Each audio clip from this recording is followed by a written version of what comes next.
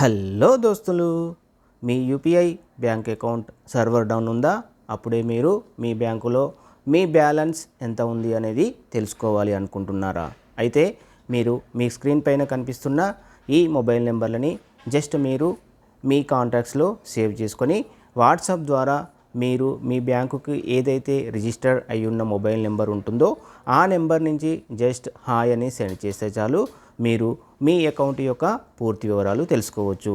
Like మీరు balance తెలుసుకోవచ్చు, loans apply చేసుకోవచ్చు, అదేవిధంగా క్రెడిట్ కార్డు, డెబిట్ కార్డుకు సంబంధించిన పూర్తి వివరాలు తెలుసుకోవచ్చు.